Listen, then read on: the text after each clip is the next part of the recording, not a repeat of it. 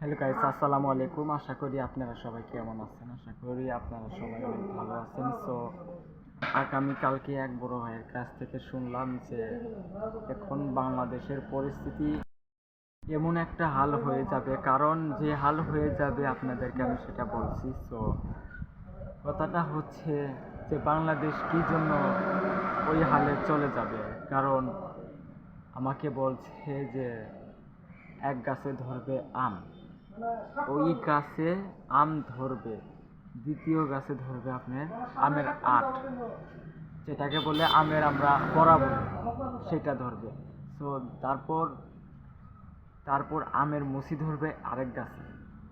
তখন বললাম যে আমের মুচি বাংলাদেশ তাহলে যদি এইভাবে করে আম কাঁঠাল ধরে, তাহলে কি আমরা 12 মাসই খেতে পারবো? বলল যে হ্যাঁ, এখন সব কিছুই পরিবর্তন হয়ে গেছে, কারণ সময়ের ঘড়ি চেঞ্জ হয়ে গেছে। না, সেটা তো বড় কথা না। তারপর তো আমাদেরও একটা আমের গাছ রয়েছে। সেই আমের গাছে আপনার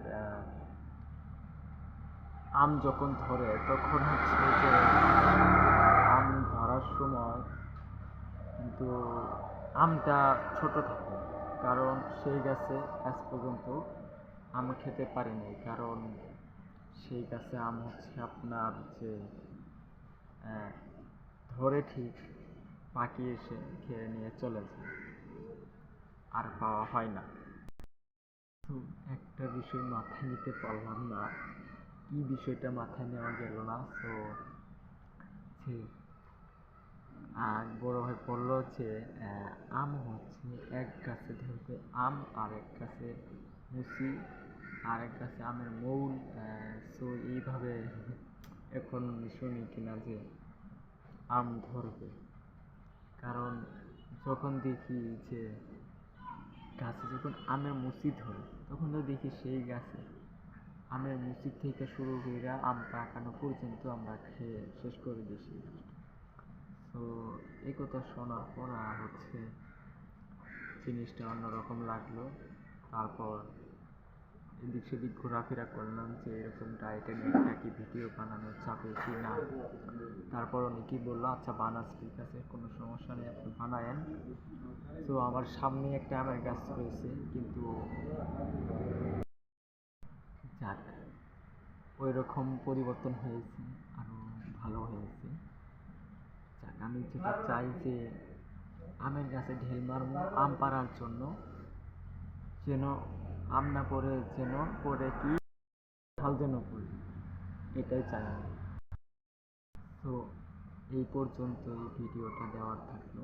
তো আপনারা অবশ্যই কমেন্টস করে জানাবেন যে আমের গাছে ধরবে আম, আর এক আমের গাছে ধরবে মুচি, আমের মূল ধরবে, আরেক গাছে ধরবে হচ্ছে আমের আট, যেটাকে বলি আমের বড়া, সেটা ধরবে।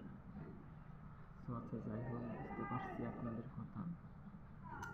আপনারা এই ভিডিওটা যেমনি হবে একটু শেয়ার করে দেবেন। জিনিসটা মোটেও আমার কাছে এত ভালো লাগলো না। আপনারা প্রচুর পরিমাণে শেয়ার করে দেবেন, যাতে যেন লোকজনের কাছে পৌঁছে ভিডিওটা। তারপর সেই ভিডিওটা যেন দ্রুত শেয়ার হয়ে যায়। আপনারা এই কাজটাই করে দেবেন এই কথাটা বলার জন্য। ওকে, ধন্যবাদ, ভালো থাকবেন, আসসালামু আলাইকুম।